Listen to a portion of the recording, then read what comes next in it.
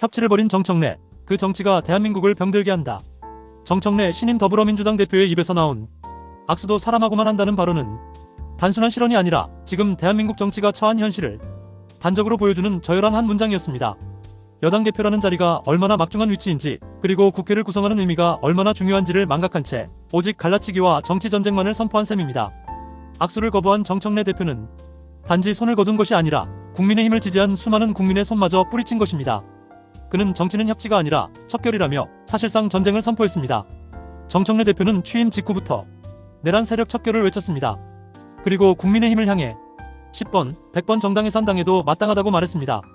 이른바 윤석열 전 대통령의 비상계엄 시도에 연루됐다는 이유입니다.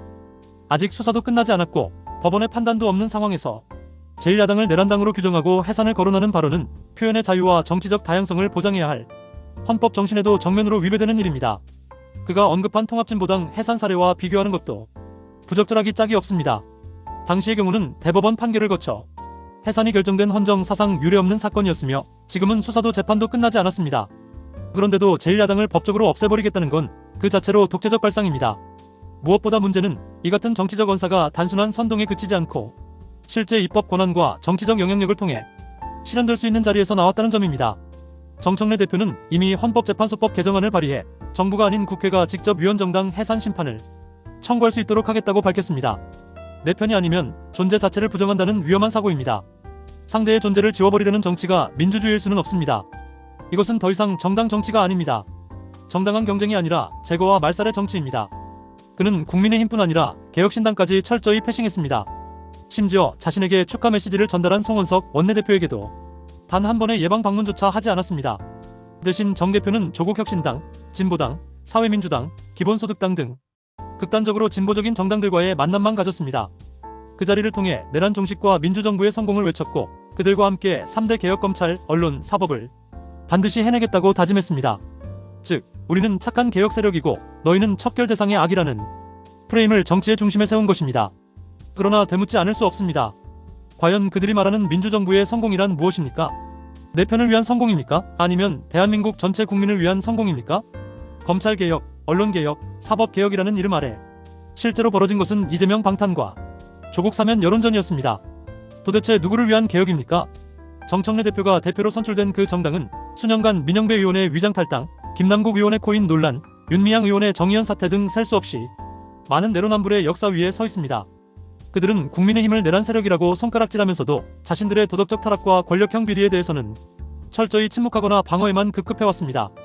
그리고는 이제 내란을 이유로 제1야당의 존재 자체를 부정하려는 시도까지 합니다. 정치는 원래 협치입니다. 국회란 국민이 준 다양한 목소리를 반영하는 장입니다. 협치와 타협은 그 다양성을 전제로 한 민주주의의 기본 조건입니다.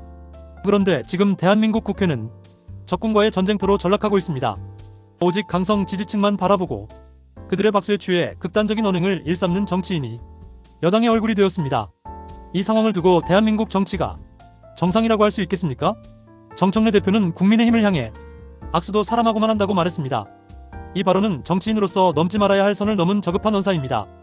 정치를 사적 감정과 도덕적 우월감의 도구로 변질시켜버린 발언이며 결과적으로 정치 혐오와 국민 분열을 부추기는 위험한 메시지입니다. 정치인은 자신의 기준으로 사람의 자격을 판단해서는 안 됩니다. 어떤 국민도 어떤 정당도 특정 정치인의 도덕적 잣대에 의해 사람 취급을 받을 자격이 있는지를 검열당할 이유가 없습니다. 물론 국민의힘 또한 책임에서 자유롭지 않습니다. 윤석열 전 대통령의 계엄령 시도는 결코 가벼운 일이 아니며 실제로 헌정 질서를 뒤흔든 역사적 사건이었습니다. 이재명 정부가 들어서게 된 배경에는 윤석열 정부의 오만과 폭주, 친윤 세력의 파행적인 정당 운영, 공천 비리와 정치 탄압이라는 요소도 있었습니다. 국민의힘 역시 내로남불의 정치로는 민주당과 도찐개찐이었습니다. 그러나 이 두 정당의 경쟁이 끝나지 않는 비방과 해산 후는 고소고발과 검찰 수사로만 이어진다면 결국 국민은 선과 악의 선택이 아니라 악과 차악의 선택만을 강요받게 됩니다. 그리고 이번 대선은 실제로 그런 상황에서 이재명 정부가 탄생한 결과였습니다.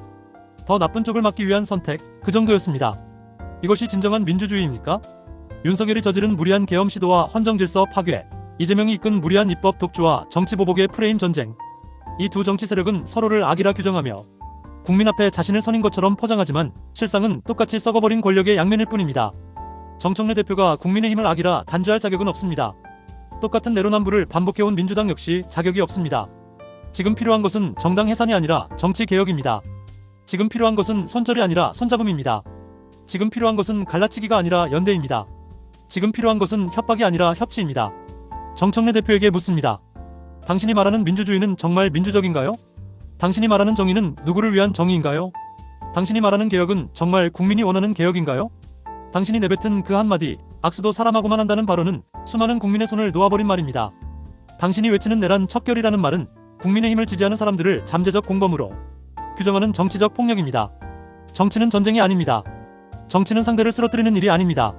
정치는 국민을 위한 해답을 함께 찾는 과정입니다. 정치의 본질은 협치입니다. 지금 이 나라에 필요한 것은 악수를 거절하는 손이 아니라 진심으로 손을 내미는 정치인입니다. 그 손이 있어야 국민도 마음을 내밀 수 있습니다. 정치는 악수로 시작됩니다.